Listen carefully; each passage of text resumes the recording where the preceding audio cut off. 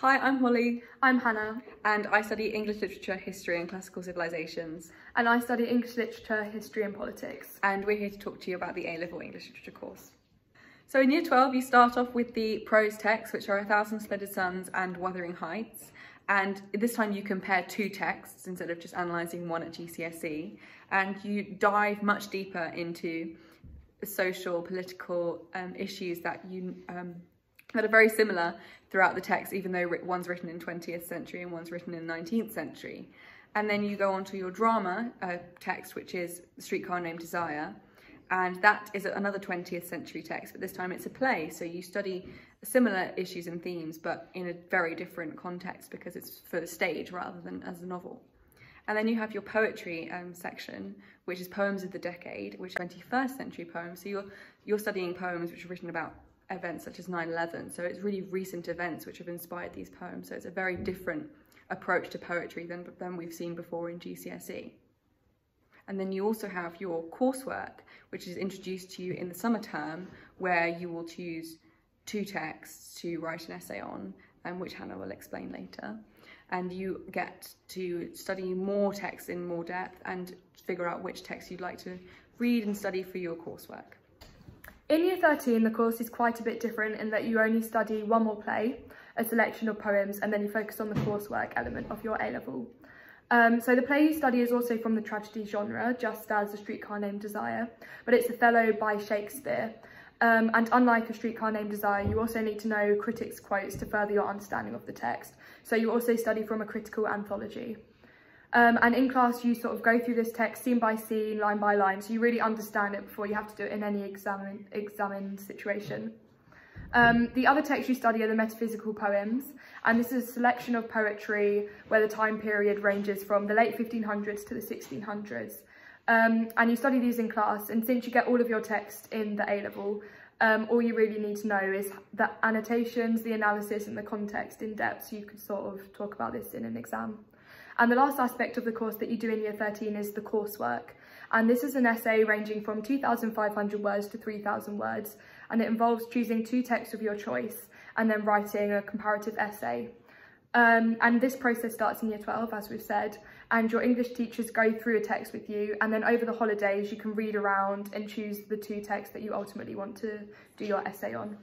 And when you get back to school in the autumn, you begin by reading high achieving past essays, so you know what you're working towards. And then you write it with the overall deadline in December. And you also get individual tutorials along the way, which are very reminiscent of a university style way of learning. So that is really good in making sure that you understand your text and manage to do a good piece of coursework. What made me want to study English, not only at A-level but also at degree level, as I've applied to study at university, is my genuine interest in the subject. I really enjoy the text that we study, particularly the prose component of Year 12, as A Thousand Splendid Suns and Wuthering Heights are really interesting, and quite unlike any other text you sort of study in school before up to this point. And I also think English is such a multifaceted subject. People studying at A-level also study a massive range of other subjects, from sciences to humanities, because the skills that English provides you with are really translatable to all areas of academia.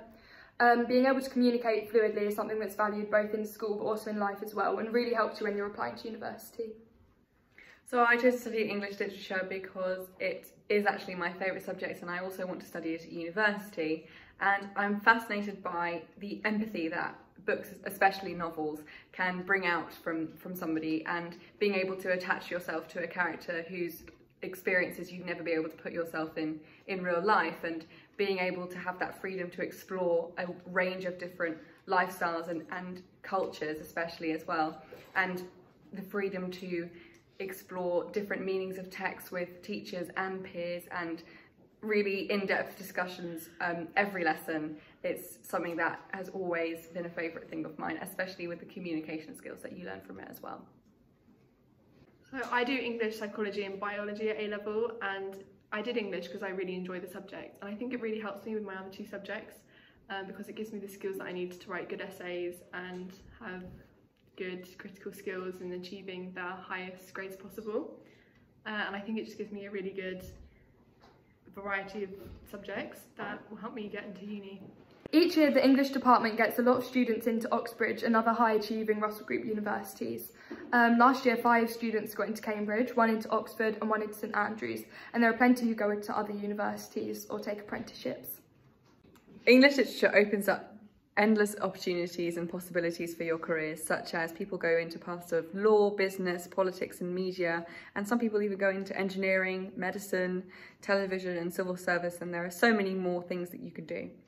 For example, one thing that we have at Newstead is the Power of English conference, which is run every year by Miss Reganathan, and she gathers as many Newstead alumni as she can who have been to Newstead and did English literature, and how they've used that subject in their work, and whether it be they're a novelist or writing for the Times magazine or an engineer at Rolls-Royce or even working for NASA. So there are so many opportunities available to you just by doing English literature.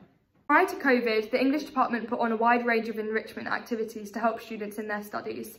Hopefully post-COVID these will still be able to go on just virtually instead. So for example, at the moment, Holly and I are currently attending Oxbridge support sessions put on multiple times a week by the English department. This has been really helpful in giving us proper support during quite a stressful time, with the opportunity to talk with students who have also been in the same place as we have. Other activities that normally would have happened are trips to the British Library, a conference at Oxford University, academic lectures held both inside and outside of school, and hopefully future lectures held at Cambridge University next summer, along with a word and art soiree that will hopefully be held as well. But of course, English A-Level wouldn't be possible without the English department, who are so dedicated to helping us understand and succeed in everything that we need to do. And they're always available to give us support, just like the Oxbridge support Hannah and I are receiving right now. And whatever your problem, they'll always find the time to help you and sort it out and work with you to get what you need to do. So they've also been really helpful with applying to university. So for example, with my personal statement or asking for advice with where to apply. So they really gave up a lot of their time to make sure that all of my application was handed in on time. Thank you for listening, and I hope you choose English A-Level. Thank you, bye.